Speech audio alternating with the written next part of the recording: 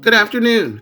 Today we're going to be discussing part 2 of 3, where on December 18th, the death sentence of Mumia Abu-Jamal was overturned by a federal judge in Philadelphia, Pennsylvania. In 1975, Abu-Jamal was working in radio newscasting, first at Temple University's WRTI, then at Commercial Enterprises. He was employed with WHAT, WCAU-FM, WPEN, and from 1979 to 1981, he worked at National Public Radio affiliate WHYY. As a radio journalist, Abu-Jamal was renowned for identifying with and covering the MOVE anarcho-primitivist commune in West Philadelphia's Powelton Village neighborhood. He reported on the 1979 to 1980 trial of the MOVE 9, who were convicted of the murder of police officer James Ramp. He also had several high-profile interviews with Julius Erving, Bob Marley, and Alex Haley. Before joining MOVE, he reported on the organization. When he joined MOVE, he said it was because of his love of the people in the organization. December 1981, Abu-Jamal was working as a taxicab driver in Philadelphia 2 nights a week to supplement his income.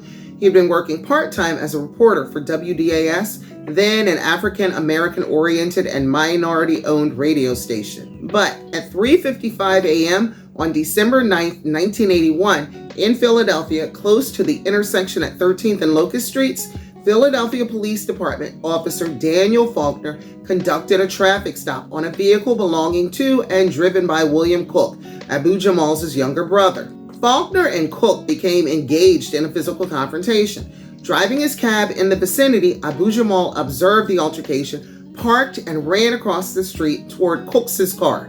Faulkner was shot in the back and face. He shot Abu-Jamal in the stomach.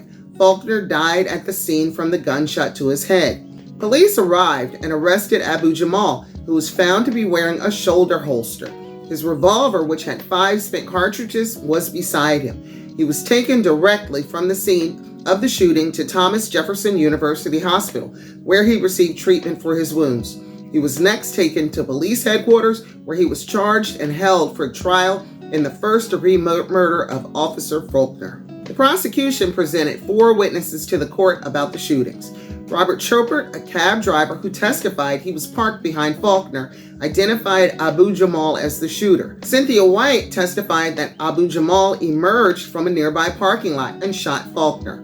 Michael Scanlon, a motorist, testified that from 2 car lengths away, he saw a man matching Abu-Jamal's description run across the street from the parking lot and shoot Faulkner. Albert McGilton testified to seeing Faulkner pull over Cook's car as Abu-Jamal started to cross the street toward them. McGilton turned away and did not see what happened next. The prosecution presented 2 witnesses from the hospital where Abu-Jamal was treated.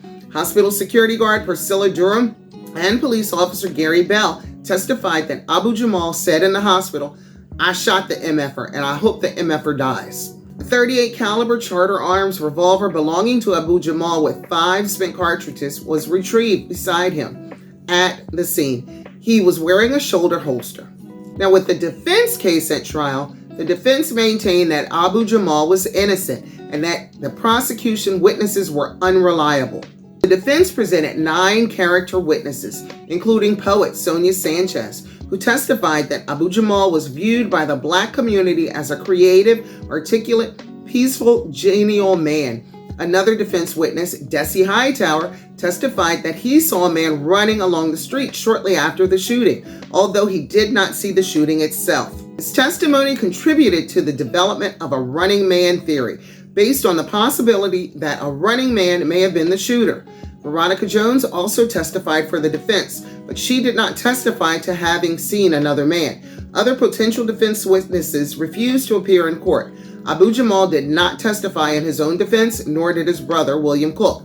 Cook had repeatedly told investigators at the crime scene, "I ain't got nothing to do with this." After 3 hours of deliberations, the jury presented a unanimous guilty verdict.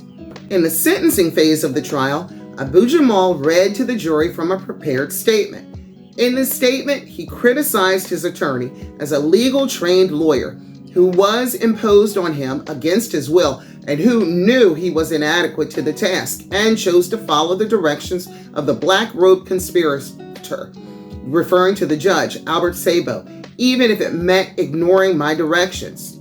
Claimed that his rights had been deceitfully stolen from him by Sabo, particularly focusing on the denial of his request to receive defense assistance from John Africa, who was not an attorney and being prevented from proceeding pro se.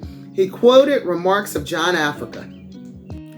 This completes the second part of this series. Please continue to stay tuned for part 3. Thank you for watching, and you take care.